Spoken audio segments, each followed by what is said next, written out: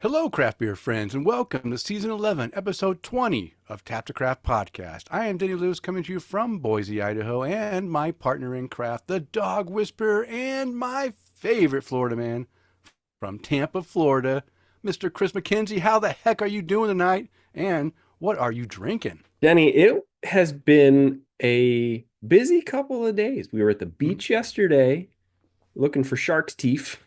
Nice. Did you Teeth. find some? Yes, we found about 20 or 25 of them. No way. Yeah, we have a really good spot where we go in Venice Beach. There's a very large deposit of fossils off the coast of Oh. the Gulf of America, right? Um, and Where all the dinosaurs headed when the big rock fell? That's right. That's where all the freedom dinosaurs went. And then today it was running errands and we got an early start to the day because we thought we had to go go do something at Arya's school this morning, but we Mm. just had to drop her off. So we kicked off the day, and I know this is going to blow your mind. I was up at 7 a.m. today. What? Oh, I would have messaged you. I almost did text you like, "Hey, You just could a have. heads up." I I would have know been you'd have been shocked. awake. Yeah. I'll do well. I've been getting up a little earlier in the Oh, anymore, good. but yeah, it's been a busy day. We were done all of our grocery shopping and stuff before 11 a.m. today. I Nice. felt like an adult, very productive. But in so to answer your first question, I'm doing great. Thank you for Good. asking. Yeah. In my glass this evening, I'm drinking a Kirkland Signature Helles Lager. This That's is more. How much did Dan he give you? gave me two of them. This is my Oh, second one.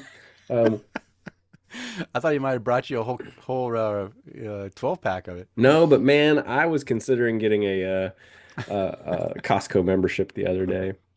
Um, Just for beer. maybe that can either be confirmed or denied.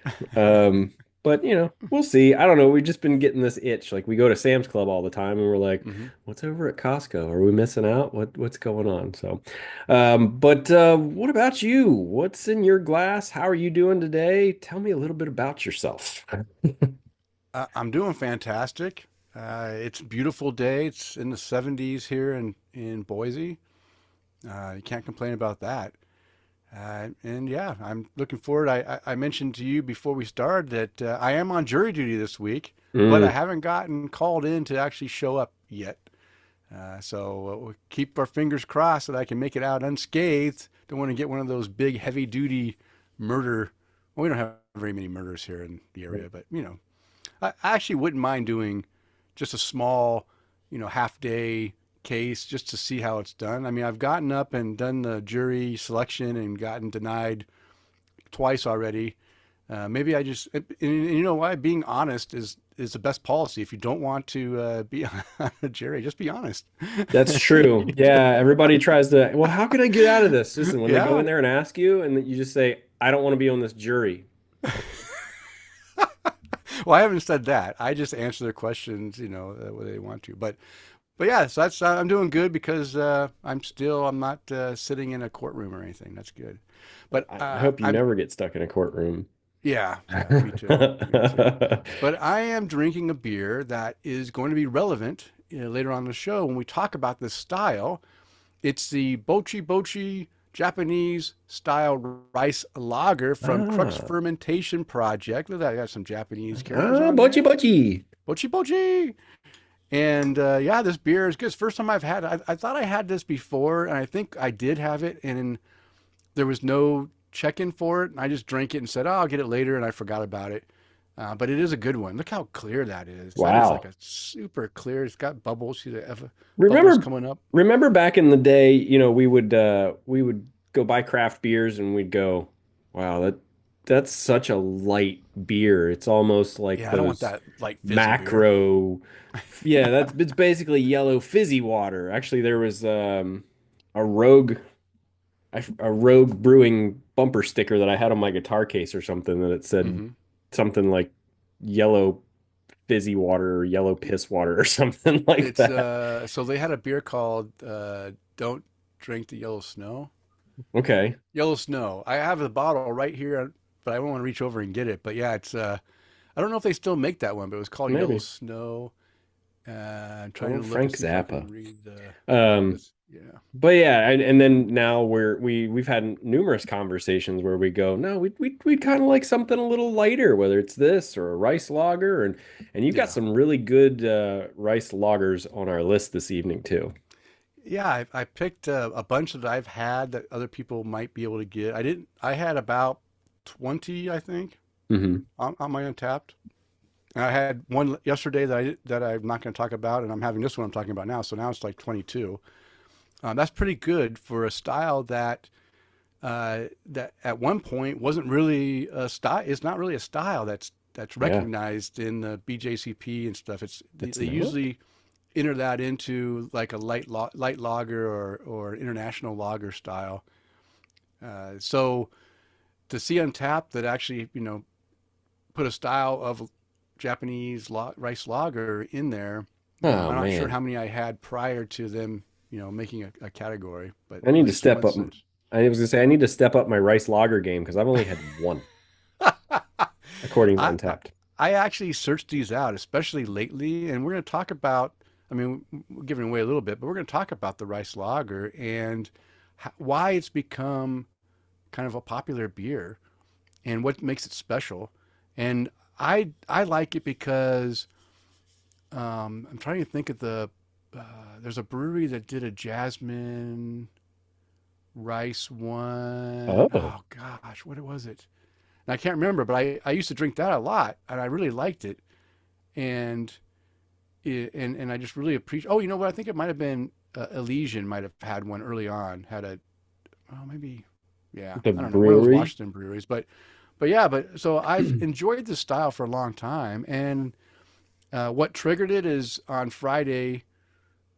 Gosh, we're getting into the meat of the show without even I starting the know we show. can't help it. But I will say this one last thing. I decided to go ahead and do a style guidelines on the Japanese rice lager because I have been drinking a lot of them, and it's something that we haven't talked about before. And I thought it's time to bring everyone's attention to the rice lager because it is a very nice, a nice light lager Style. that, yeah, style that has some good flavor and it's Especially since dry. especially since we're getting into warmer weather Yeah, for most of yeah. us now. It's yeah. All right. Well, you know what? We've already kind of got started, but before we get much further into the show, I always want to let anyone new listening to Tap to Craft podcast know what we are all about. We are an educational podcast focused around celebrating all things craft beer because we want to help you, our listener, along in your craft beer journey and adventures. And you're listening to episode 280, recording on Monday, April 14th, 2025. And we are live on Facebook. If you would like to join us during our recording session sometime, you can do that on the Monday prior to release at 8:30 Eastern Time. And in this episode, we're going to learn all about the origins of the Japanese rice lager, as well as finishing off our last Cigar City El Catador Club tasting Yes. segment, the last beer. And of course, you can count on Kris and I having some great conversation. And Kris and I would like to thank all of our Patreon supporters because this episode is brought to you in part by our satisfied Patreon supporters like Mike Allen, Bill Schlemmer, Amanda and Kevin Argauer, Mike Blanchard, Tara Carlson and Jim Kudsall, and Alex Fuchs and Eric Scotty Ward, who are our virtual producers, and Tom Byrne, Jeff Seiler, Johan Halberg, Chad Lamassa, Mark Church, Eric Groundling, and Batman Dan, And who want to Batgirl buy Jesse, don't us, forget them. and Jesse, yes, who want to buy us a virtual beer. If you enjoy the content we provide, we invite you to support the show by toasting your host or buying us a virtual beer or even becoming a virtual producer. You can explore the options on our support page by visiting patreon.com/tapthecraft.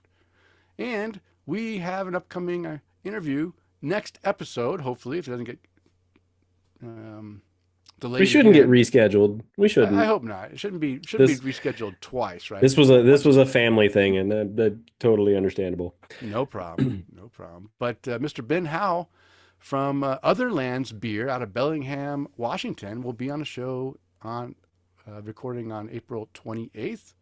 So if you want to hear about his unique beers in Bellingham, Washington, join us. And of course, listen when it comes out on the podcast as well. Yeah, I've been reading through their tap list, and on their website they are very lager heavy.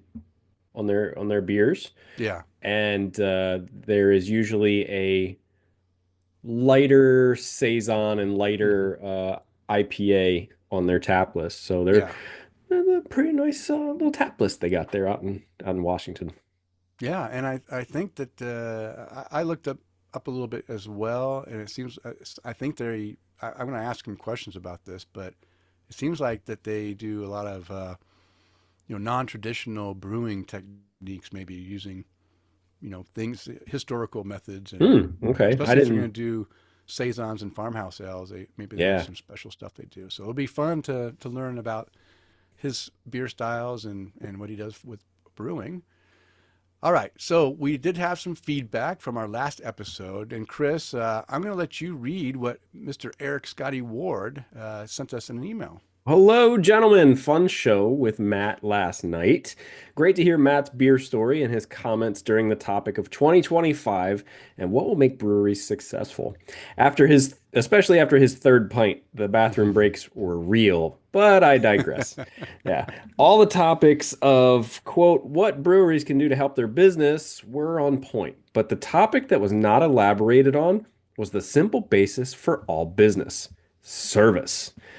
A beer tender who is glad and welcoming to see you is key. Now, I'm going to go off on a little tangent on that today. When we were at the grocery store today, I had to go to customer service, and man, I felt like I was an imposition to the woman working behind the counter. I walked up and said, "Hey, how you doing?" "Fine." "Great. Can you answer this question for me?" "Yeah." No eye contact, no smile, no nothing. I get it. You have a bad day, but man, that was a tough one. And continuing on in his email, he said the beer tender who knows the product and can make suggestions is so important. I hate it when I walk up to a bar and the server asks, "What are you drinking today?" or "What are you having today?" To me, it's not engaging. I have visited plenty of breweries where the person or persons behind the bar are mostly interested in texting, eating their lunch, or even leaving the bar to go to a table to eat.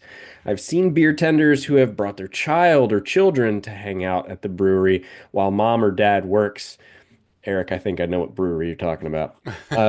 We were there a few nights ago. Shame on the owner for allowing this.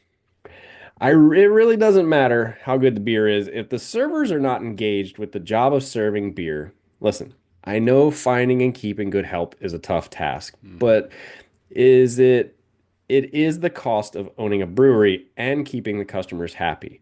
Great beer, great events, the great atmosphere will keep me coming back to spend my money. And oh yeah, great service. Mediocre service will not keep me coming back. I go on because I find the beer tender service so poor at so many breweries I have visited. I Hmm. ask myself, what's up with the so-so service? Hey, a great question for a future guest who is a bar owner would be how they hire and train their staff to create great service at the bar. Yeah, I read his email the day after we recorded. He's very quick at Oh yeah. watching it right after, like early in the morning, and Yeah. then sending an email before I even have a chance to check emails. And I was like dumbfounded that I left out service. But we've talked about service a lot, so we know that service is important. But it is a good point. I think Eric identifies a lot of you know, key things about, Mhm. you know, about being engaged with the people that come in. That's the key. And yeah, maybe you don't want to hear, "Oh, what are you having today?" But that's kind of that might just be an opener for the beer tender Yeah. A little to get you icebreaker. talking. Yeah. But maybe something better would be like, I don't know. What do you think would be Well, better? What I do you was just like to hear thinking, when you yeah, when you what would you want to hear? Because I'm kind of stuck on what I would even say. Or I mean, we could start off with, "Hey, how's it going?" or that kind of thing. Um, I, Yeah, or Eric, what would you even say? yeah. I mean, I guess I mean maybe it's like, "Hey, great to see you. Have you been here before?" That Maybe. might be a Okay, good. that's a good start. Have you been here before? Do you are you know our beer? Do you need, what can I point, what kind of styles you like? I can point you in the right direction or whatever. But maybe something that engages more interaction, maybe is what he's looking for. Maybe. But a lot of time, I'm a talker. If someone engages me like that, they better stand back because they're going to get a lot of engagement back from me because that just opens the door for me to Yeah. start chatting away. And I Yeah. like that. I'm a talk.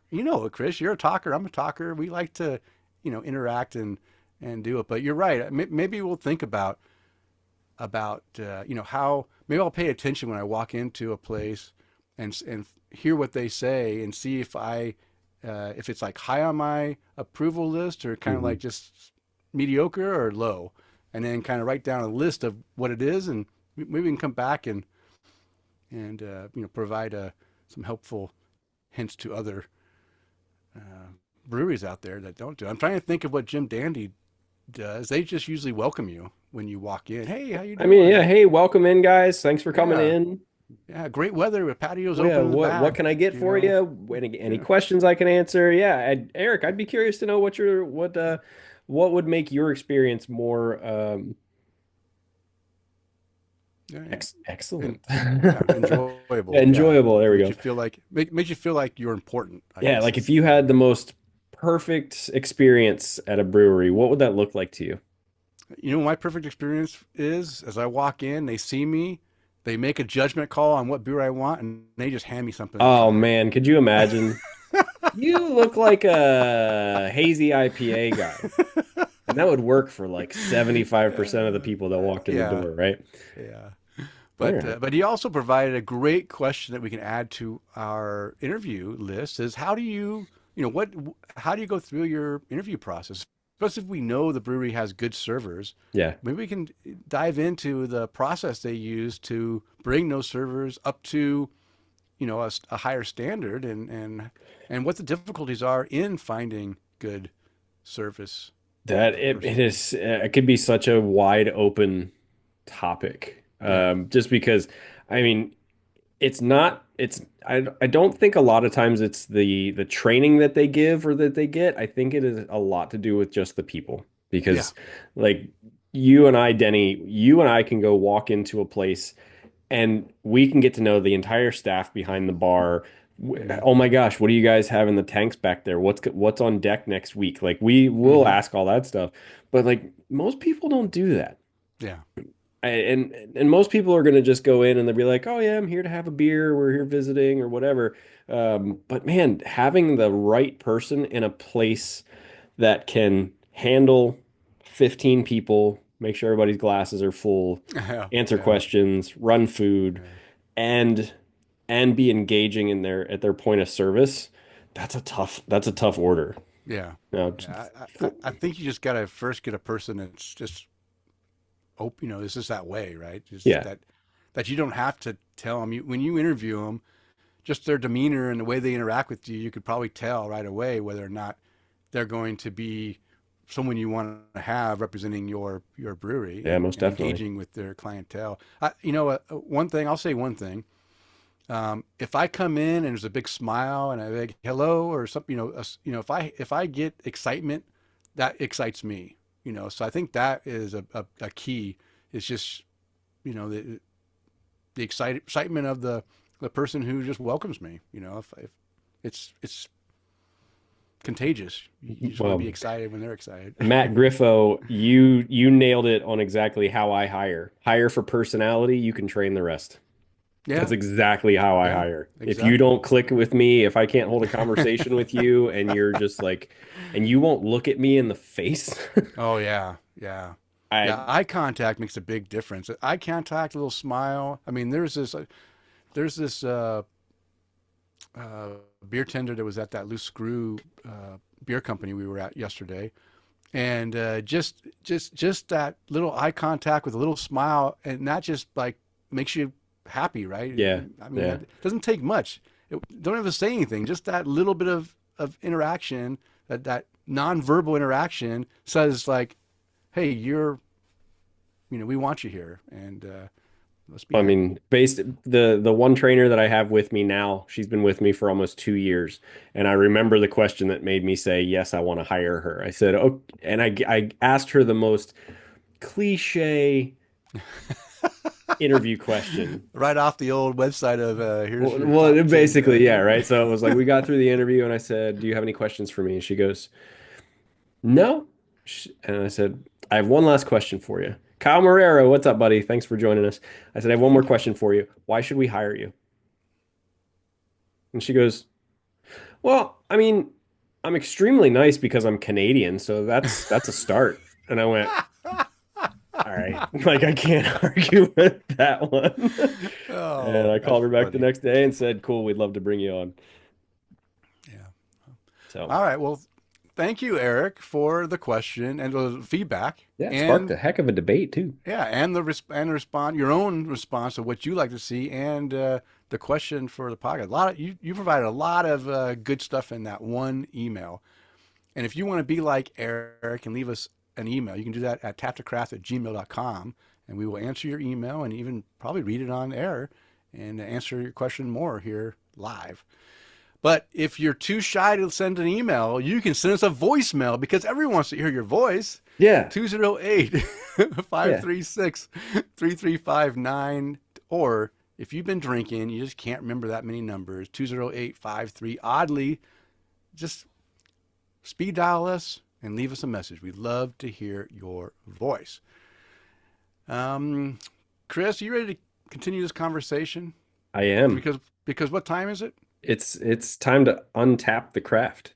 That's right, and Yeah. see what our listeners are drinking according to Untapped. Most definitely. So, if you guys want us to read your check-ins on our Untap the Craft segment, make sure you're following me on Untapped at K9 Hops. It's the letter K, the number 9, HOPS. I know, and then we're going to be getting into that. And then we usually read the check-ins that are approximately 24 hours prior to the show recording at 8:30 Eastern Time. We're going to start right here in the Tampa Bay area with Craig Andrew checking into Reckless. Yeah. 43.4 degrees on the outside of the bottle. What about Yeah, the I haven't need to poured it try yet. that We'll get. dose wheat? Oh, Kyle, are you friggin' Florida beer review on Untapped? Because I toasted that beer on somebody a little bit ago, drinking out of a Marker 48 glass. Um, anyway, Craig Andrew checking into a Reckless by Late Start Brewing at Late Start Brewing. Craig's a big fan of the hazy IPAs, and the more IPA, the better for him. Citra Simcoe Mosaic Double Haze. Lovely 4.5 caps for that check-in. And he's also got a Oh, he's also checked into the brewery that we've been talking about visiting lately too. As checking into multi-dimensional. Okay, it is you. That would make sense of the glass. All right. Multi-dimensional experience by Sky Puppy Brewing, right down in Ybor City. He said, "I just caught the last pour." Brewer said he's making another batch. He gave it 4.5 cap rating for that multi-dimensional experience. We've been talking about going there for, I don't know, over 2 months now. Guess we just need to shut up and freaking go already. Um, and then next on our list, David Martin checking into a Gravedigger IPA by Iron Hill Brewery in Greenville, South Carolina. No notes, but 3 3/4 caps for that beer. Batman Dan, I'm sorry to hear that your beer didn't turn out as well as you'd like it to, but Oh no. he's checked into, hey, at least you gave it completely average, 2.5 cap rating. Drinking an F22 by DJ Farms Brewing. First batch needs a lot of work, mainly in the process. Half the batch landed on the floor. Okay. Too much yeast byproduct because I didn't know how the fermenter was going to work. The base of the recipe seems good if brewed correctly. Look at that. You just have to learn from your mistakes. That's Proud of you, right. buddy. Keep it up. And was this, Jesse, if you're still listening, was this one of the sorghum gluten-free beers? Um, Oh, that's gotta be tough. Don't use sorghum if you I can. That I don't leaves remember a if that's what he was tangy. using, but Yeah, tangy. The sorghum leaves a tangy flavor that's kind of off-putting. But I don't know, if you like sorghum, I guess it's not bad. well, We'll see what they say. And then 2 votes for Sky Puppy from Matt Griffo and Kyle Marrero. Kevin Page is drinking an I Don't Know Me by Burial Beer Company. 4.5 caps, no notes to go along with it. And then let's see, scrolling up on our list here, Jeff Seiler checking into the streets. Denny, you know why they make sidewalks? No, why don't? I'm Why? gonna be real. I'm breaking out my street credit. They make sidewalks because the streets ain't for everybody. The Got streets it. by Trillium Brewing Company. Jeff said a big anniversary beer, super tropical with some rice, or I'm sorry, nice citrusy notes and slightly boozy too. Gave this one a 4.5 cap rating. Chad Lamassa drinking an Imperial Stack 'em High by Rar Brewing. And Arr. he said, I've been on a bit of a high ABV kick lately. This is Oh, yummy. Blueberry pancakes with maple syrup. The syrup is a bit more subtle and not too sweet. It's just enough. 4.25 caps for that one. Um, that sounds a little sweet, buddy, but yeah, hey, that sounds too much for me. and that's coming from me too. It's kind of weird to say. Florida Brew Review Oh, slash Kyle Marrero way to go, is Kyle. drinking a Dos Wiki by Marker 48 Brewing. He said loved this one, gave it a 5 cap rating. And yeah, you're right, Kyle. I would love to try that one as soon as I get my butt up to Weeki Watchy, Spring Hill, that area. Eric Gronley Wait, checking wait, in. what Oh, style what? was that? That Dos Wikis. What style Well, was it? I would A light imagine ale? it's like a Dos Equis, so it's probably like Oh, an amber, a amber Mexican lager. lager. Okay, gotcha. Yeah. Let's see. Eric Gronley checking into a Kernzenbaum by 9 Mile Brewing Company. He said, it's been a minute since I've had an alt beer. This is a great version. Has a Oh, yeah. nice, nutty, and earthy flavor with light toast. Love when breweries keep making the classic styles. And he gave it a 4.25 cap rating for that one. I don't know if I call it classic. I'll just say historical. I mean, I don't think alt It's a beer was classic for ever. him. No, no, no. I mean, it's something that not. I mean, very few breweries ever brewed alt beers as far in the states at least. So it's one that it was like a one of those rare finds you find in a brewery that actually has an alt beer. So, but I like alt beers when they brew Mexican them. amber lager. Yep. Nice. Yeah, nice. Okay. Well, cheers to you, Eric, on that one for the Kearns and Bond. Let's see. Next on the list is gonna be, well, there's yours, Denny. There's your check-in. A Oh, oh, you're going wait. backwards, or is this No. going? There was your check-in for your Bochi Oh, Bochi. oh, this one right here. I just checked it before the Yeah. show started. Yeah, you said a light-bodied dry rice lager, good flavor. Drinking this for our Yeah, rice lager episode tonight. 4 cap rating. yeah. I'll It's a four toast that capper. one. There we go. Yeah, that's good. Um, Matt Griffo checking into a Silent Skylines by Timber Ales. Refreshingly unique for a hazy. Pineapple rind. Matt, if you're eating Oh, pineapple rind, do we need to talk? Leather, leather, and old passion fruit, all in the best way possible. 4.25 caps for that check-in. I just chopped up a bunch of pineapple too, so I'm picturing like biting into that. And so the rind doesn't taste very good. Does that mean that the flavor is not very good of but he pineapple said, rind? but he said pineapple rind, leather, and old passion fruit, all in the best way possible. Yeah, like super ripe passion fruit. Yeah. Okay, I'll give it that.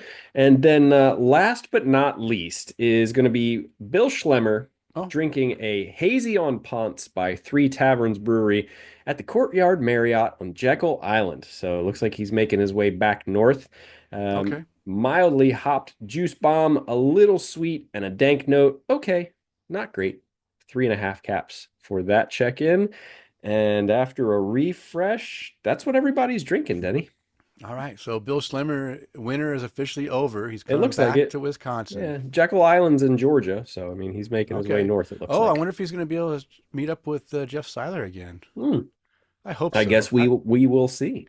I love that those guys have been meeting up the last couple of years when he Yeah. travels back and forth and having beer. I think that's fantastic. So I hope they are able to meet up and enjoy some beers. But talk about enjoying some beers. Guess what time it is? Time It's to open time for another one. our beer tasting. And this is our last El Catador Club from Cigar Cities. It's called Modern Prometheus, featuring a blend of maple bourbon barrel aged imperial stout with applejack barrel aged imperial stout and bourbon barrel aged imperial stout. A Got all mixture that? of three different imperial stouts. So yeah, this is gonna be.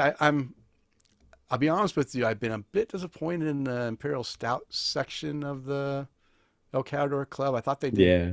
better with the other ones, but I'm hoping this is going to turn us all around and make a really good one. Because as we mentioned before, if you've been sticking around with us for all these tastings, is I wasn't a very big fan of the Applejack Well, one. Denny, I was reading the quote on the side of the bottle, which I'm sure you're going to read here in a second, and I had no clue.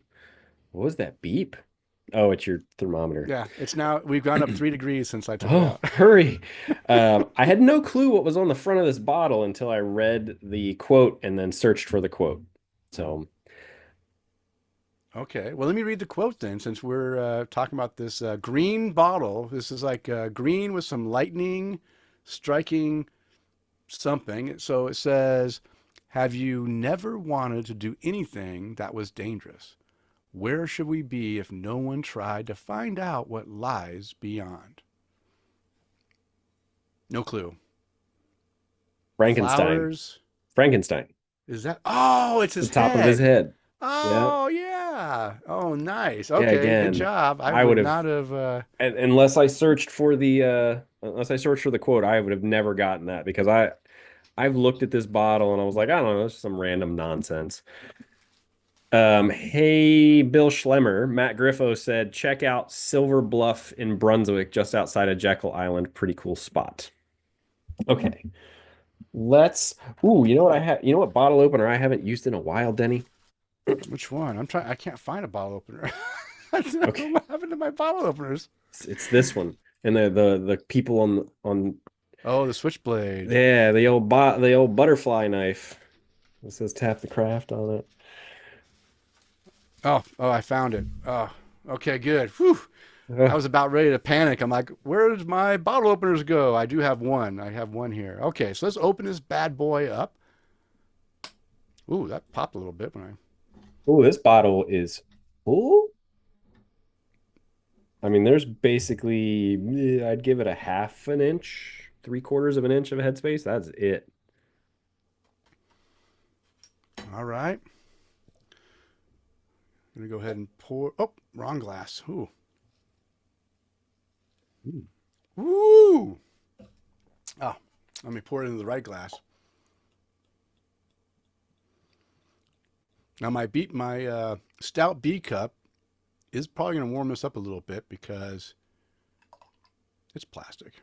She's I'm going to leave a she's little bit. thick. Yeah, it is thick. That's a glass coater right there. I did take a little sip Hmm. of what I poured in the wrong glass. I like the smell of this one a whole lot better than the last one too. So this is, I cannot see through this even through my Oh light. no. This is black. This is black. It's got a little bit of legs, no head. Ooh, it smells good. It Not smells. as boozy as the previous Applejack one. Yeah, it and I was when I smelled it, I was expecting that big boozy alcohol, and this is actually a sweet and very you can smell apple. Yeah, yeah, I can That's smell apple in this one. That which is I didn't smell apple in the last one, or maybe just a little bit, but this one you smell apple, you smell some wood, you as smell a it's little bit of alcohol esters coming out of there. as it's warming up, you can definitely start to smell the barrel too. Yeah, the barrel, you can smell the barrel. So keep in mind, this is a maple bourbon barrel and an applejack barrel and just regular imperial. So Its I don't really flavors are in smell any. proportion. We have selected its barrels as beautiful. We blended maple bourbon barrel aged imperial stout, applejack barrel aged imperial stout, and bourbon barrel aged imperial stout for this masterpiece to come alive. Okay, Ooh, what I'm bottle gonna. number did you get? I'm bottle number 631. 696. Oh wow, it's quite a bit difference. Yeah. All right, so I'm at 55 degrees in my glass. In your glass, I wouldn't Yeah. doubt that I'm right there too, because All right, so I have a small amount just to kind of swirl and yeah, smell and yeah. Let's go ahead and take a sip. I think we did a pretty good job on the aroma. It's very alluring and not off-putting at all. It kind of makes you want to take a sip. Um, I got some. Also, I'm smelling some chocolate in there as well. Yeah, little chocolate, apples. Yeah.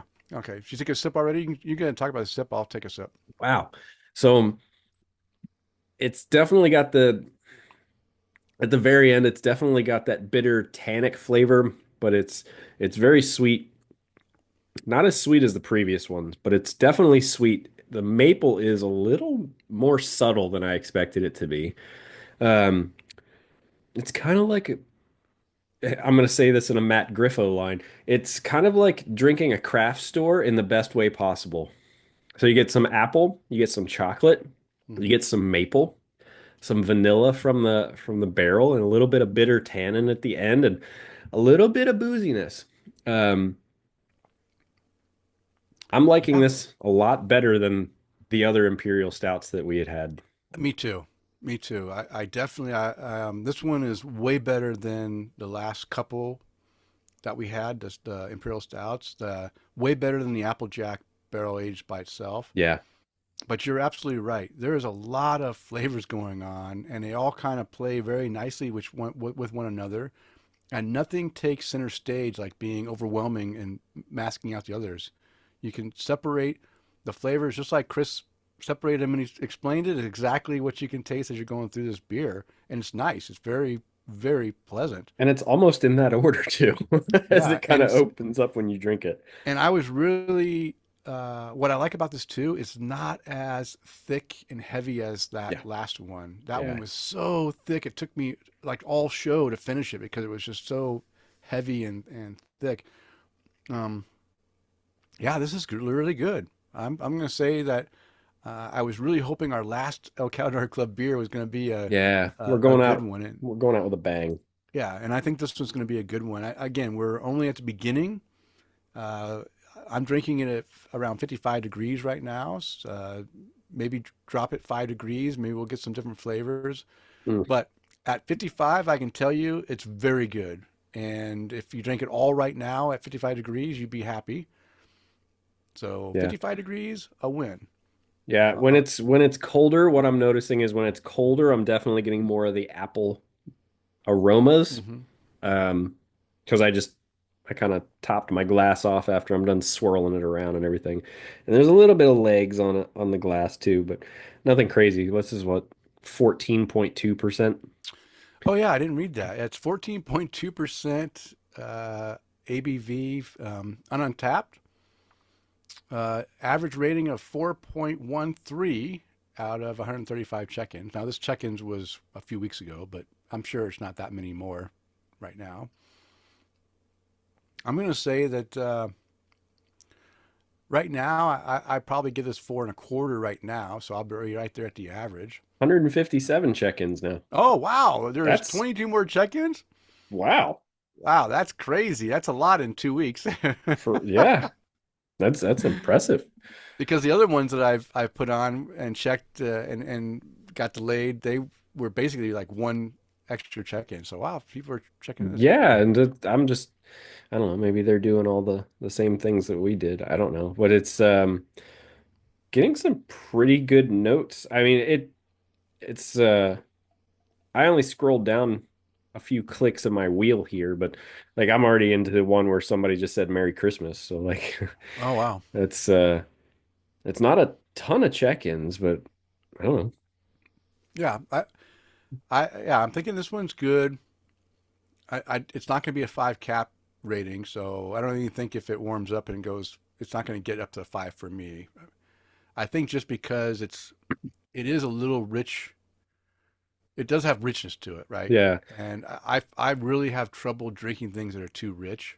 So for me, the richness and the just comes across a little too much for me to rate it up there high. I like to have it so it's more balanced through and has complex flavors and has some richness, but not to where it's bugging me Yeah. when I drink it. So. Dan said yes, it was sorghum. Uh, Oh, but yeah, I have a feeling, Denny, it would be really hard for you to give any big imperial stout a 5 cap rating anymore. no, no, yeah. Well, Big Bad Baptist, I tend to always give 5 cap ratings, Yeah. and it's a big, thick beer, but it doesn't come across with that rich sweetness that the rich and like a decadent Hmm. that's why I'm not going to drink those big double chocolate No. imperial brownie with No. Hershey syrup, Yeah. whatever extra Well, that's added, what it right? Those, tastes like. yeah, it's Is just too Hershey much, right? syrup. And we talked about that before with the Hershey syrup, right? I remember as a kid, I would take the old Hershey's cans, Hershey syrup, and when my mom wasn't looking, I would just go in the fridge, grab it, and just Take a pour it in my swig. mouth. Yeah. Yeah.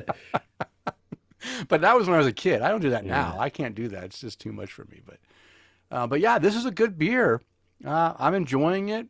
And like I said, right now, 4.25 cap rating for me. Yeah. What about you? I- What do you I'd think you're going to give it? I'd probably sit right there too, which it kind of lines up with the average rating on it as well. Hmm. The average rating Yeah. was 4.13.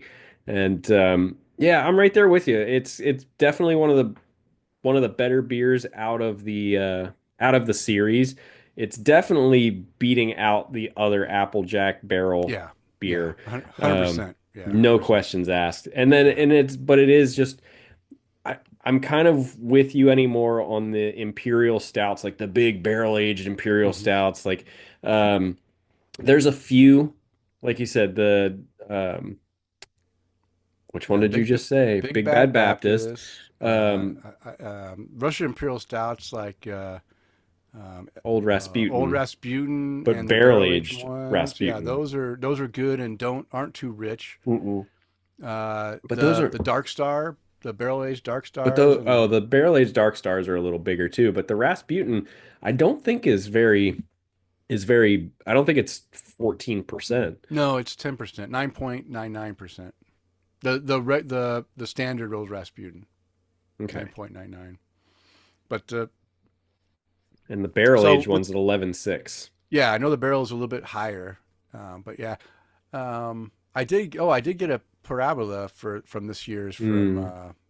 I need a drink still, or did I drink it? I didn't drink. No, I would have had it on my Yeah, new that November one batch. and the Deschutes anniversary beers, like all of those are just Yeah, to so I me. found out. Yeah, I found out that the Shoots Anniversary Black Butte Porter is coming out in June Ah, this year. So it's a weird. What a weird. I don't know if they just messed up their timeline and now something must have happened and they got delayed in getting it out. I mean, it just seems weird coming in June. I So, don't but know. I'm I gonna can't probably keep pick it all up. track of them. Yeah. All right. One last thing I will say is that I can taste in the very, very finished, like what's left in your mouth as you're sitting there tasting. I mean, the beer is down and you're just kind of tasting things in your mouth. The maple syrup does come out in there as a nice, really nice, pleasant maple character. Not like overly sweet maple, but just that maple, like real maple syrup. Um, Sugaryness, I guess is the flavor. I'm enjoying it. I like that. I usually don't like maple syrup in beers because it No. tends to come across too sweet and but this one because it must be like a they must just use like a maple barrel Yeah, I that think so. that's empty, right? They didn't add maple to it, so they just used a barrel and that infused the character of that maple um, flavor from the syrup into the beer, Well, which is really nice. and I also think that when we try maple beers, like this was from a maple bourbon barrel aged barrel, Hmm. um, we get beers that have maple in them, and it's that Oh yeah, artificial maple. And then it's just yeah, like yeah. it coats your mouth, and that's all you taste for like the next 4 hours. And that's just I love maple. It's a great flavor, but Hmm. that is when it's that fake coat your Hmm. entire mouth kind of flavor. It's just Yeah, ugh. I hear you. I hear you. All right. Well, we're gonna stop for now on that. Hmm. Great beer. I think we're ending on a high note, so that's good. I was worried we're gonna have another 3.5 cap rating or whatever I rated that last one. So we did good. But now we'll finish. Chris and I will finish drinking our our beer as we go through the brew buzz, and the brew buzz is devoted to discussing various beer related topics. This week we're going to learn all about the origins of the Japanese rice lager, which is completely 180 away from Oh yeah. this stout we have right here. I did visit a few different sites and articles that were talking about rice lagers and the popularity in the recent years, but I kind of focused on one that I thought did a good job out of Australia, uh, which is where this site is at. It's called "For the Love of Japanese Rice Lagers," Part One. Now there's a Part Two that talks about Australian breweries that are brewing rice lagers, but I didn't go into that because I don't. I kind of we talk a little bit about one brewery in Australia that does rice lagers as their flagship beer, and they do it really well from what they talk about. And he's the brewer is interviewed throughout this article, so we'll hear his take on the Japanese lager and how he's brewing it. But this was written by Mick Woost or Wust. It's found on the Crafty Pint website. So I will have this link in the show notes found on the show posts at taptocraft.com. And it will also be in your description on your podcast app. So if you want to follow that link and go read the article in its entirety, it's a very, very long, well done article. And we only took some snippets out of different sections to kind of highlight the style and how it's made and what's important about the way you make it, because it does use an adjunct, rice, and rice can be very tricky in putting in your beer. So I thought this was really cool, giving us both style guidelines as well as brewing process for rice lagers. So I'll start it off, and Chris and I will just go back and forth and get through this topic. So often, when I'm curious about a beer style, I turn to the BJCP style guidelines or the Brewers Association equivalent, but you won't find Japanese rice lagers in these texts. The best you'll find is International Pale Lager in the BJCP guide and International Style Pilsner in the BA's guide, which are catch-alls for light lagers around the world that may or may not use adjunct grains that are other than malted barley. And while these beers share some characteristics, they're not all the same. So, Chris, what makes a Japanese style rice lager? Well, first off, is they contain rice to supplement the malt. So it's usually up to a third of the grain bill contains rice. Uh, Hang on, I had a moment. They You okay, Chris? generally, yeah, I'm at the swallow. I choked on my own spit, I do it's that all the time. Yeah. they generally use traditional European hops, which may bring herbal or spice character, though occasionally they might use a small amount of citrusy hops. They use lager yeast. The goal here is to have a strain that eats up as much of the sugars as possible and gives off basically no flavor. Hmm. They are a pale straw to pale golden color and perfectly clear. Yeah. I don't remember if you showed your beer I before we did. went live Oh, no, or no. not, I but showed it while we were live. the color of your beer was exactly that. It was pale straw. I mean, you could have read a book through it. Yeah, yeah. They are light in flavor, a careful construction of delicate malt flavor and sometimes subtle hop notes. There might be a mild sweetness, and there's generally a soft bitterness, but too much malt or hop character tends to be undesirable. Yeah. They're dry. The rice is good for drying out the body, which is responsible for that light and crisp character in the mouthfeel. They're fairly highly carbonated, and most of them are going to sit between 4 and 5% ABV. And as to the origins of the style, if you haven't realized it yet, this style of rice lager was born in Japan. Yeah. So I think everyone knows about the extra dry ashi lager that you can get when you go to get to sushi or Japanese hibachi restaurants. Hmm. And if that is, I mean, that was the original, I think, well, one of the originals.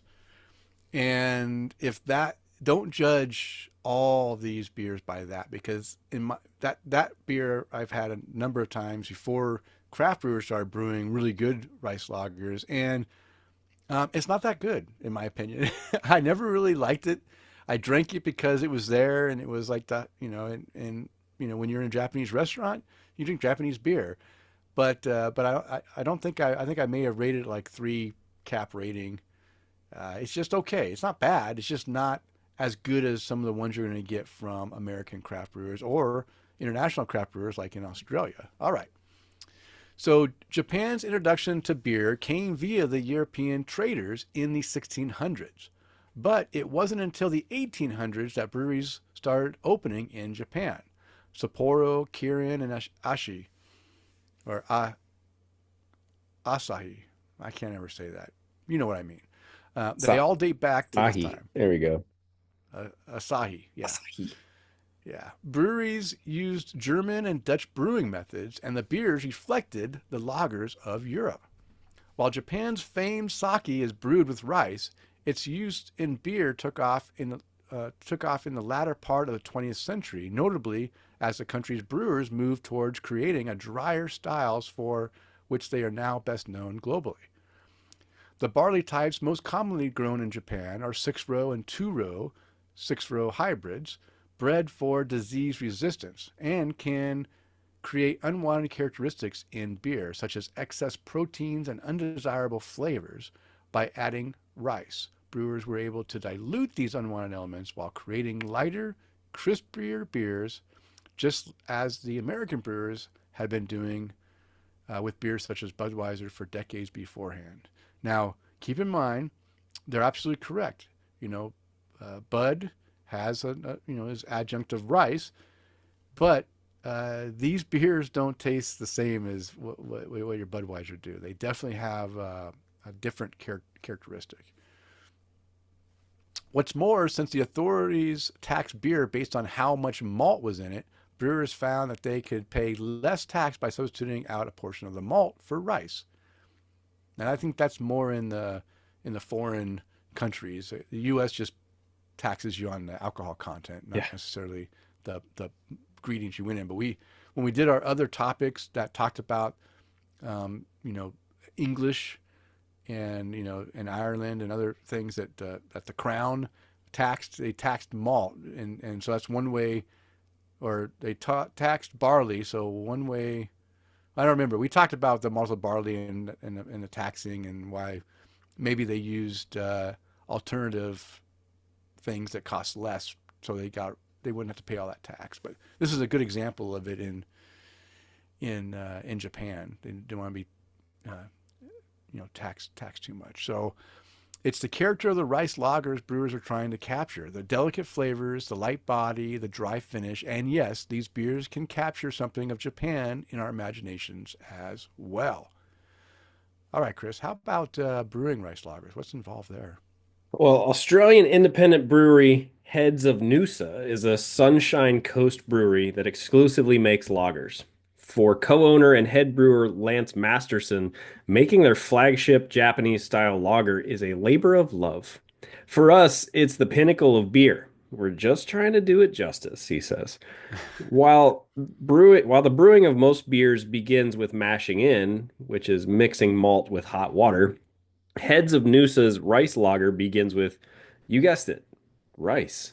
Mm-hmm. Every time we use Australian grown rice, long grain or medium grain, Lance says. Exactly as you buy it in the shop, not rolled or flaked. How much rice? Just the right amount, he laughs.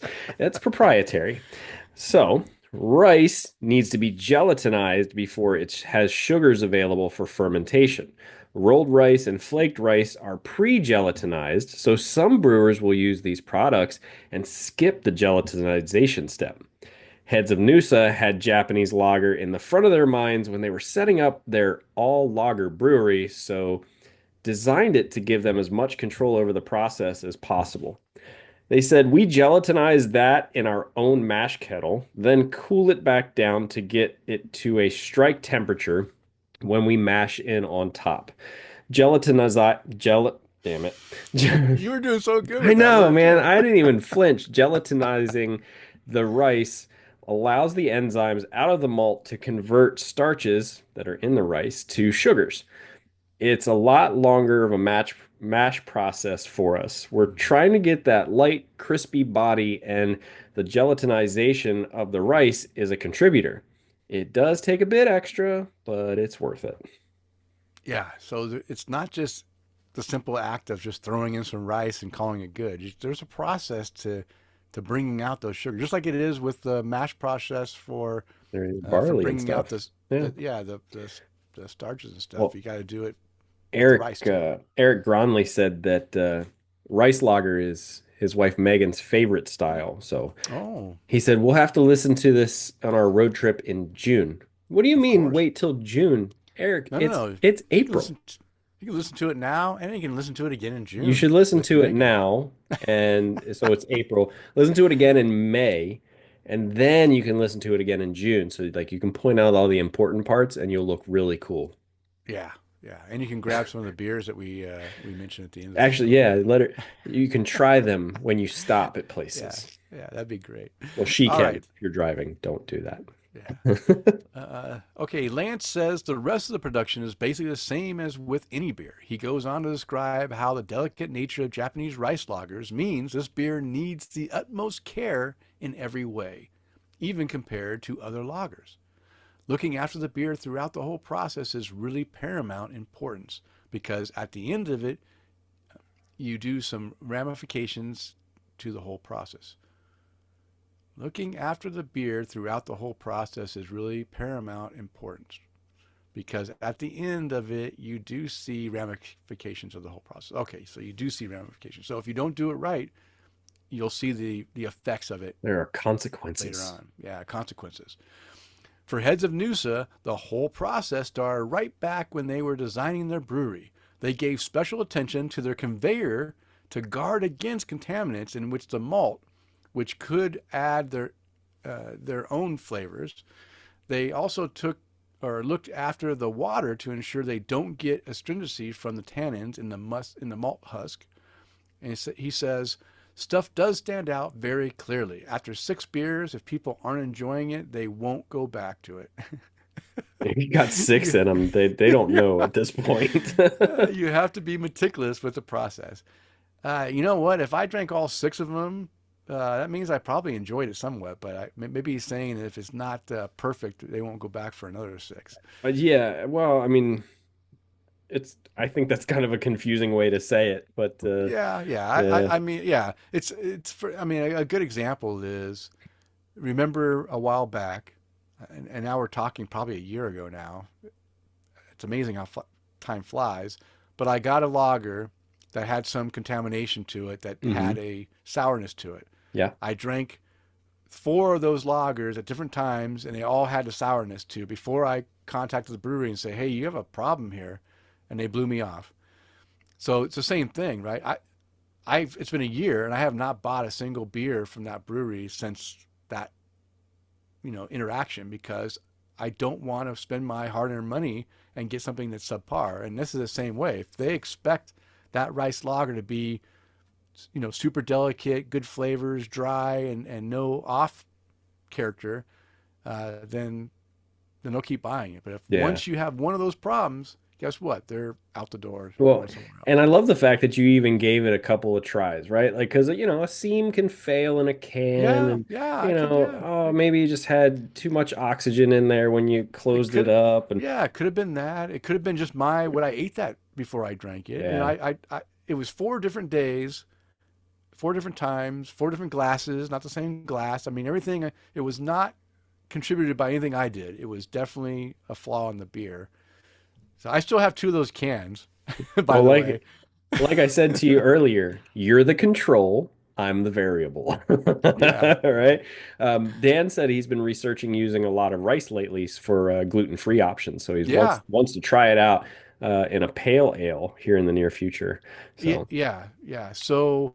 Dan, if you go back to some of our gluten-free, I think I had a gluten-free episode. My favorite gluten-free brewery is in Seattle, Washington, called Ghostfish, Yeah, I was telling him and about that one when they yeah, were they don't here. use any sorghum. They use all rice, brown rice, different basmati rice, different rices that have different flavor characteristics when the starches come out, and they'll use some buckwheat. Buckwheat can be challenging too because it can also give you that tangy flavor. But I think the rice beers definitely have the cleanest beer with, so you get that gluten-free character without any off flavors, and you're not going to get that with sorghum.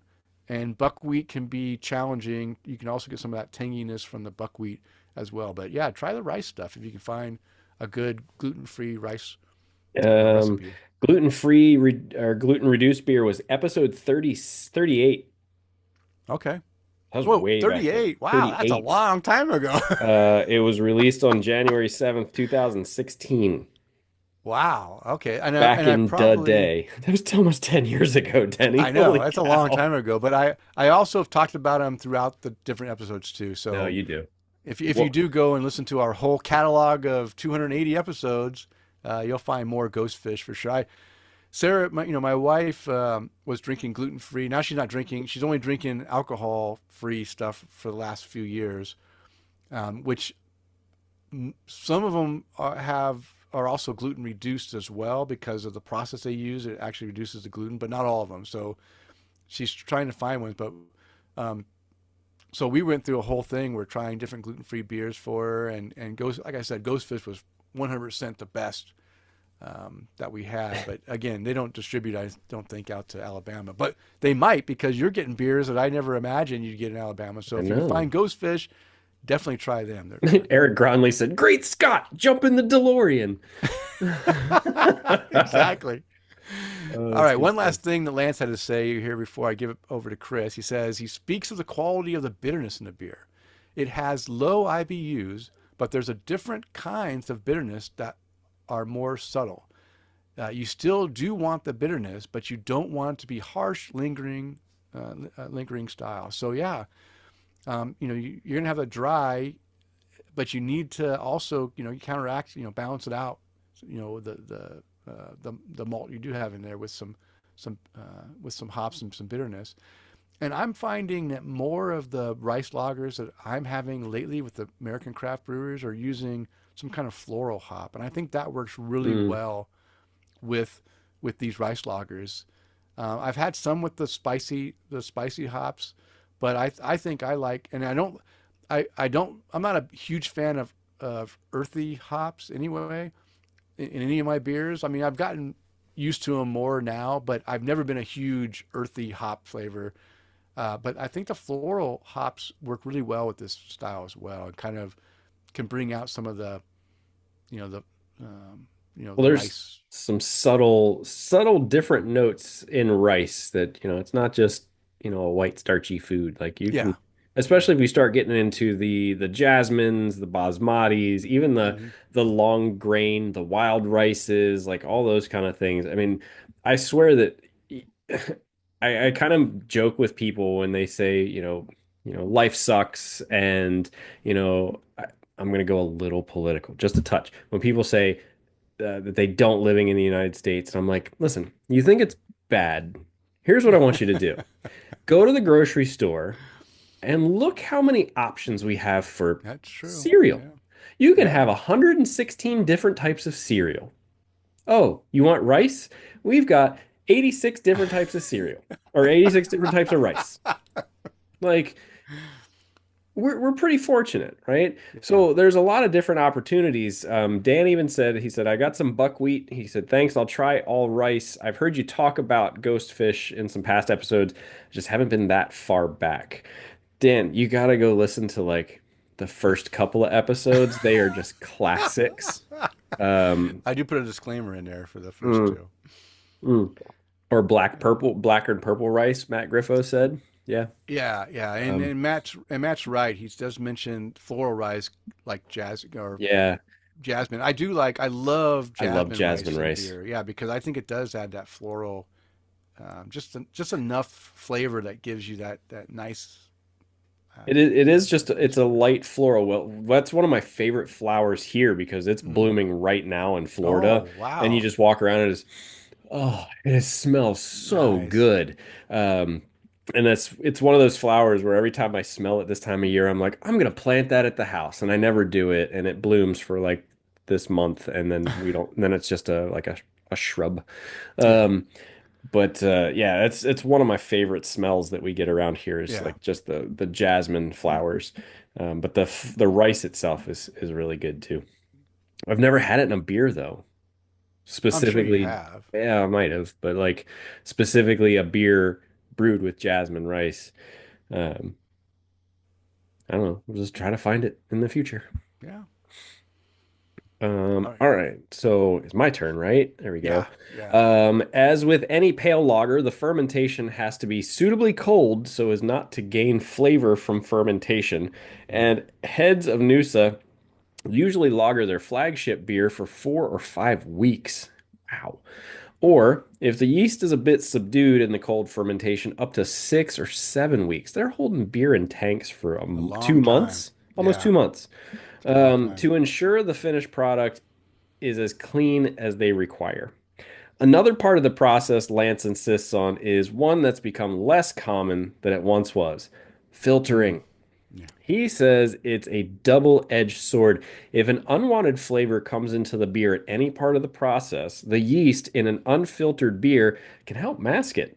But he loves the brightness that filtering brings to their rice lager and the way it allows the other ingredients to shine. Get the clean fermentation, but get the yeast right out of the beer so you don't get to see the malt and rice and hops in there. That's right. It makes okay, yeah. So you want to get it out of there so it's nice and clean, but hey, it can cover up if there's anything bad in there too. Yeah. So Yeah. All right. So why are rice lagers getting so popular? Well, the quality of lagers from craft breweries has improved significantly in the past few years. that's And an understatement. yeah, I cannot say that is so welcoming for me and for Kris because Yeah, we enjoy beer tasting beer, right? Beer that tastes like just beer.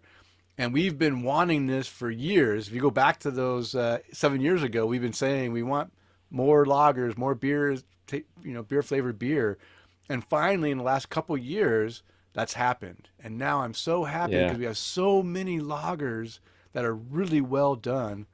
And I think that craft brewers have just like, I mean, even back in the beginning of my craft beer journey when I was drinking was lagers, they were good, but these have, I think, have come a long way to make it even like way better.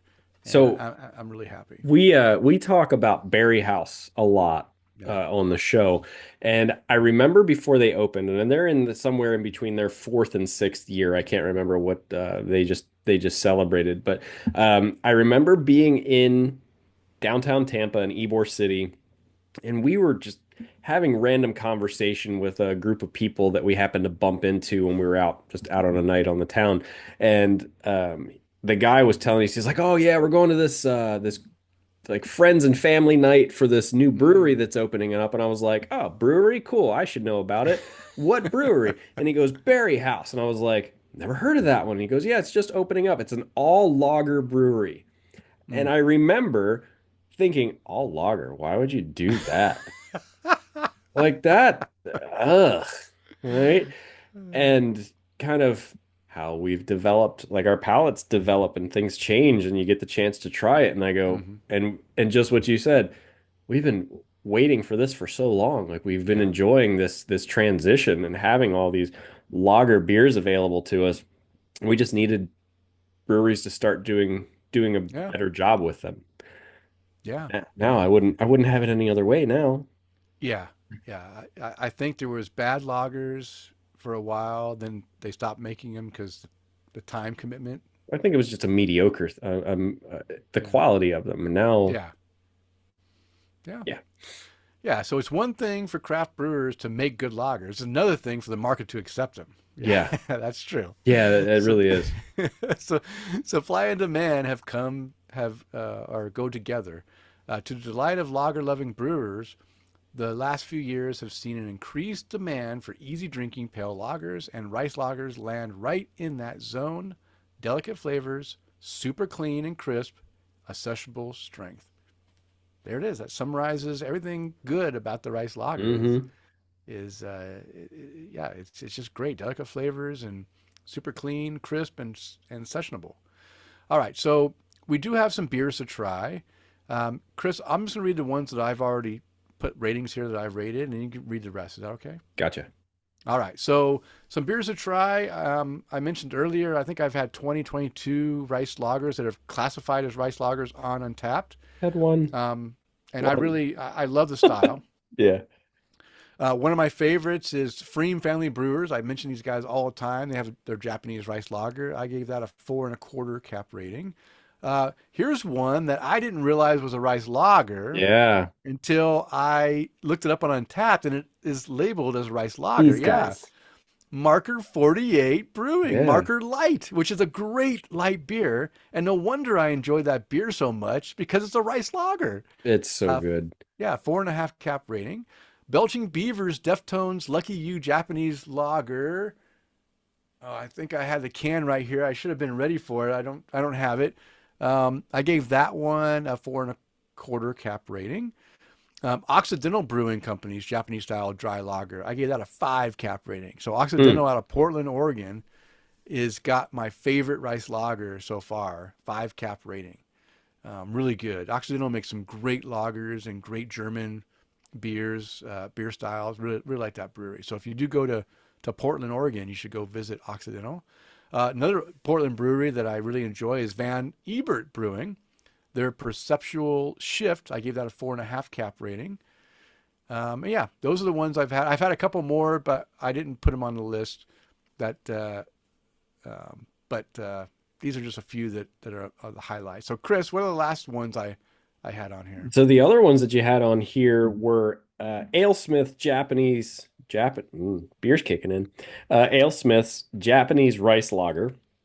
Yeah, Well, this one you just finished. I just had this boat. Crux Yeah, but Fermentation Projects Bochi four Japanese cap rice rating. lager, right? And Yeah, then this one right here in Tampa, Woven yeah. Water. Their Have you had that Hikari. one? No, I've only had one rice lager according to Untapped. I only Yeah, had one rice lager. But now I need to stop working so damn much. yeah. Um, Go to Woven Water and try their rice lager. yeah, it's easier said than done, but hey. And then Level Beer Sweep Level Beer It's Level Sweep. Beer is a Okay, brewery. Level Yeah. Beer Sweep the Leg Rice Lager. I like that one just because of the name. Yeah, yeah. So I think I've had that beer as well. Again, I think I didn't check it in because it didn't have a check in. But Level Beer makes some great beer, and I had that beer when I was in Dallas, Oregon, with my buddy Mike at Mm. the at one of the pubs there that we visit when we're together. So I'm almost 100% sure that I had that beer, and most likely I didn't check it in because Mike and I were having a great time chatting and drinking, and I just forgot to check it in. But yeah, so yeah, that is our rice lager segment. Great. Go out there, and if you see a rice lager on your local brewery's tap list, give them a try. Now, I'm not going to say that brewery is going to brew it as well as the brewery in Australia, which I forgot the name already. Heads of Heads Noosa. of Noosa. Yeah, I bet they make some really good ones, and maybe they're not as good as the ones I listed that are all above 4 cap rating. But try it, see what you like, and then go try other ones, and eventually you'll find one that you really, really enjoy, and just keep drinking that one. Buy a 6 pack and enjoy it in the nice hot weather. Okay, Kris. Now it is time for our new and noteworthy beers. I see you have a couple I here. do. It's I like I I'm said, happy. we've got a lot of beautiful serendipities going on today, right? So we had you logged on to Zoom and we didn't have to restart your camera or Which was anything. great. Yes. We logged on to Facebook Live. We didn't get the stupid error and it was like, "Hey, you can't do this," but yet you're still live on Facebook. Yeah. And I've got new and noteworthy beers.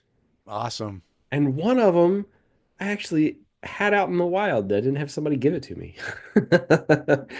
Um, So you want me to start with mine, and then you can get Yeah, yours? because over yours and I'll do mine. Nice. All right. So my first one was given to me from our buddy Batman Dan, Batman Dan. and just because it pisses her off, and Batgirl Jessie. Batgirl Jesse. And Batgirl Jessie. Yeah, she commented after our first comments on that earlier. What'd she say? Where'd it go? She just said grr, lol. Yeah. Batgirl Jessie was the Miracle Worker Triple from Yellowhammer Brewing. I gave this one a 4.25 cap rating. And Denny, I don't know about you, but with Belgians, I kind of have to be in the mood for Belgians. Some Belgians, yes. So this one, and my dog is Belgian, but like as much as I like to be try to want to be in the mood for Belgians, I have to Yeah. deal with him on a Yeah. daily basis. But it was, I remember drinking this one. It was while I was cooking dinner. Before I Okay. was cooking dinner, I was warming up the grill. I was getting my stuff together, and I was like, you know what? Let's have let's have some Belgian beer today. And it was started off just kind of honey sweet, Oh, wow. and then like it was a really big change. It went sweet as soon as it hit the palate, and then Mm-hmm. it got dry. But there was Yeah. still the banana clove Mm-hmm. flavor in there, that you come to expect with a lot of Belgian beers. And it was refreshing, but kind of big at the same time. If I remember correctly, this one's clocking in at somewhere at like 9-10%. Oh, wow. Um, Damn. don't quote me, but Yeah. it is it was just it was a very well done beer that I was glad that I was able to get a hold of. I would have probably never had it had it not been for Dan and Jesse bringing me Oh, nice. the entire tub, plastic tote of beers, when Nice. they came and visited. So I'm grateful that I was able to get a hold of those. But I really enjoyed it, and I've got another one that I get to drink. Well, whenever I have a hankering for a So, Belgian beer. so Yellowhammer is in Alabama? Well, let's find out. And since Jeff Weesey didn't get it on our Untap the Craft segment, he checked into a Der Doctor. Their doctor. Der Doctor, from Artisan Ales. And he said, nice sour profile, light and easy drinking, lightly salted with a nice lime finish.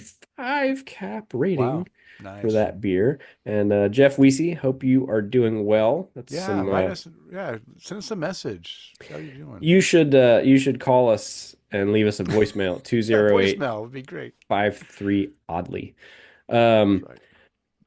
but it was just one of those beers where I went, all right, let's just drink it, because if I if I'm searching for, it's in Huntsville, Alabama, Dan said. Okay, If I'm nice. looking for a um certain kind of beer, like I know before I got into the show, I was like, I want something nice and light, so I grabbed a hold of this. Oh, Yeah. Jeff Weesey is on with us. He said Oh, thanks, guys. Jeff. Awesome, Jeff. Um, if I'm Cheers, buddy. Yeah, so if I'm looking for something specific, I'm like, man, Oh, I don't know. Maybe I'll just grab this. But I was like, you know what? I got a hold of that one. I was very pleasantly surprised. So oh, the good. Miracle Worker, 9% Okay. was that one. I Okay. also That's had still an that's a good percentage for a triple. it made dinner just that much better. Yeah. Yeah. Um, but I also had another beer from them too called the 92 Subaru, which Oh, I didn't put on my list. 3.75 cap. It was a pineapple cherry sour ale that was I actually wrote oh, notes on this sounds one good. because I took it Yeah. when we were at the beach. Light fruit, slightly tart, perfect beach beer. Thank you, Dan. Nice. Um, and the cool part is Dan commented on this check-in. So the beer again was called 92 Subaru, and he said it was my first car, Oh, oh, no way. and a Fountains of Wayne song that they played at their wedding. Oh, It's like, wow. man, it's just a random That beer means a out of lot. yeah. Yeah, yeah. So it's a That, random. I got another one that I gotta finish that I gotta drink too. Um, so we had the Belgian Tripel, the 92 Subaru, and then I had another sour. I'm gonna bring it right back here to Florida with the Chocka Moa Mm. from Tactical Brewing Company Oh, out of Orlando. Orlando Yeah. as a strawberry kiwi sour. Now, 4.25 cap rating for this one as well. I would have rated it more if it was a little less sweet. Oh, too sweet for you. It Too was just sweet of a sour. I split it with Tina because it was just a little too much. Was it a slushy sour? No. No, it Well, wasn't a slushy. But why would it no. be too sweet? They must have put some lactose Well, in it there or was a lot of something. fruit in it. Oh, just fruit? Okay. Mm. It was just a little sweet, Okay. but really enjoyed it. Had it at I guess my favorite beer place at Gasparilla. That's right. Um, Gasparillo. so I was glad Pizza I got, go. yeah. So I was glad I was able to try that out because I don't really see too much tactical brewing stuff out in the wild because I only really go to one place anymore. Yeah. Um, so it's nice to be able to get their stuff unless I'm in a beer festival. So, so what's on your new and noteworthy list, Denny? You've been a busy kid. I drank a lot of beers, but I'm going to just highlight a few of my favorites that were all over 4 cap rating or 4.25. So I'm going to start with my Jim Dandy. Yes, my wife went, as you remember from last episode, it was my daughter's birthday we recorded, and my wife was in Pocatello celebrating her birthday while I was here, entertaining everyone and working. But she did bring me back some beers from Jim Dandy. The first one I'll talk about is the Moonbean uh, Imperial New England Hazy. And I gave this one a 4.25 cap rating. I said, whoa, what did I say? I'm trying to use it from the website like you, Kris. I'm not very good at this. Ripe tropical fruit on the nose. Strong passion fruit with some pineapple and berries with a hint of strawberry in the finish. A decent amount of bitterness from the Galaxy hops. And that's one thing I noticed. Galaxy is like a super bitter bomb for me. Yeah. Yeah, I'm not a huge Galaxy hop fan, but if it's used with other hops, it works much better. But don't give me a Galaxy Smash beer. I won't like it. Hides the 8% well, another fine beer from Jim Dandy Brewing. Again, that was a 4.25 cap rating. The other Jim Dandy beer I had was Robber's Roost Rye, a rye beer. Oh man. And you know how I like rye beers. This is a 4 cap rating. And what I said about this beer is caramel aroma, mostly caramel in the flavor with rye finishing it up. Definitely let this warm a bit to bring out the rye. I did notice that it was a crowler, so I had 32 ounces to drink. Oh, poor thing. And yeah, and as I went through that 32 ounces, I felt that the rye came out much more prominent once we got that beer warmer. So anyone out there that's drinking Jim Dandy's Robbers Roost Red Rye Red Ale, let that warm up a bit. You'll get much more rye character out of it and enjoy that a bit more. And in the last Jim Dandy beer that I had was another crowler. I had a 4 pack of the Moonbeam, and I had a crowler of the Robber's Roost, and I had a crowler of the Love and Oats Oatmeal Stout from Jim Oh, Dandy. notes. Yes, Holland Oats, Love and Oats. Mm. This was I gave this 4.5 cap rating. A tasty oatmeal stout with chocolate and fig notes with a bit of coffee in the finish. Really flavorful and enjoyable beer. I really enjoyed this beer. I thought it was really well done for a oatmeal stout. It had great mouthfeel and body. Really, really nice beer. So yeah, Love and Oats. Then let me see what else is on my list. Oh, and then one more beer that's not Jim Dandy. So I had 3 Jim Dandy beers I want to talk about, and the other beer is a completely different beer than what we've just talked about. It's from Fremont Brewing. It's the Kush Chronic IPA, and this beer is a big danky bomb. And a lot of times, if it's too danky, sticky dankiness, it's too much for me. But I bought a 4 pack of it. And after I drank the first one, I'm like, oh, this might be too much. But I grew to really appreciate it because it had that dankiness up front, but also had other flavors that were coming out as you drank it and really made it enjoyable. So yeah, I enjoyed it. And by the way, it's 7% ABV too. Oh.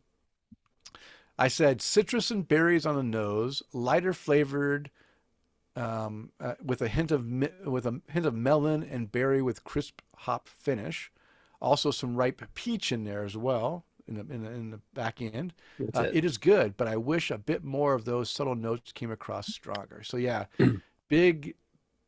Oh wait, I read the wrong beer. This is Roadhouse's beer. Well, I mean, you're saying peach I gave flavors. Talk dirty to me, Denny. no. But sorry, that was Interstellar Kush by Roadhouse. I drank a couple danky beers. Let me go to the right one. That one I gave 3 3/4. That wasn't Yeah. on my new and noteworthy. I wanted to do the Kush by Fremont. Okay, sorry, totally messed that up. Let me go back to the Kush Chronic IPA. I said dank on the nose and right up to the flavor, along with some tropical fruit and citrus hop flavors coming in midway and in the finish. It's a tasty IPA. 4 1/4 cap rating from me. All right. So that is my new and noteworthy. Kris, it is time to bring this show to an end. But before we do that, I always want to give you a chance to raise a glass. So who would you like to raise a glass to tonight, if anyone? Oh, I forgot to fill this part out, and now I'm on the spot. Let's see, who could we raise a glass to? Well, I mean, you Oh, can raise a glass to our great listeners that are following us online, well, watching us most live. definitely. We've got, Dan and Jesse. We've got Yep. Eric. We've got Matt Griffo. Matt We've Griffo. got Kyle Jeff, Marrero. We've yes, got Kyle. Jeff Weesey hopping on Yes. here. I mean, we've got Did you say Eric Gronley? yes, Eric Cronley. Yeah, Uh, Eric Gronley. we got, I mean, we got a lot of folks on here tonight, so we Yeah. appreciate you guys hanging out with us tonight. So, yeah, that'll be a great place to raise our glass. Say thank you guys for joining us Yes, thank you tonight. for joining us. We really appreciate it. We And love having you guys on there. And it's amazing when we mention someone's name and they just happen to be listening. We don't know they're listening and they chime in. I really yeah, appreciate that too, because we don't know everyone is watching us. We don't know until you chime in a lot of times. So just say hi. We would love to hear from you if yeah, you are and listening. that's a good point, Denny. If even if you we're not mentioning a name or anything like that, hop on, say hi, and even if you hop on and say hi and just jump off, you know, Yeah. we appreciate the interaction too. I know Mo Ryman with Marker 48 hopped on and just Oh, left us a like for the oh, video thanks, this evening. Mo. No, we Mo's awesome. love hearing those guys. And funny enough, it was like I just got a reminder that it was 2 years since we did their The, episode. the interview? Oh my gosh, it's been 2 years Yeah, already. Oh, it's been a while. So all right. yeah, time flies when you're having fun. What about you, It, Denny? Well, who's on your raise your glass? Who you want to raise a yeah. glass to? I'm going to raise my glass to our Patreon toast tonight. Goes out to Mr. Mike Allen out there in Mike. Georgia. Cheers, Mike. And maybe one day Bill Schlimmer will come by and visit you out there in Georgia drinking beers as well. And like you, Kris, I didn't have anyone else but our Patreon. But like I want to raise my glass to all those great listeners who have been listening to us live on Facebook Live. I really appreciate it, and I love seeing you guys' comments and hearing what Kris reads off, because a lot of times I'm not paying attention, and providing input to the show. And of course, being a former serviceman, I want to raise my glass. I want to thank all those who have served and are currently serving in the U.S. military services, protecting our freedoms. Thank you for your service, and I hope all who are deployed are able to return home safely to their families very soon.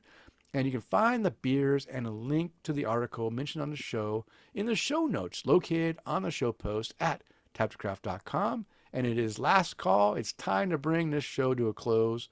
We want to thank you for downloading and listening. We ask you to please tell a friend, and of course, subscribe on your favorite podcast app. And as a reminder, we release a new show every 2 weeks. Now go out there and spread the good word of craft beer. Cheers. Cheers. I still have a lot of beer left, Denny. Oh, really? Mm.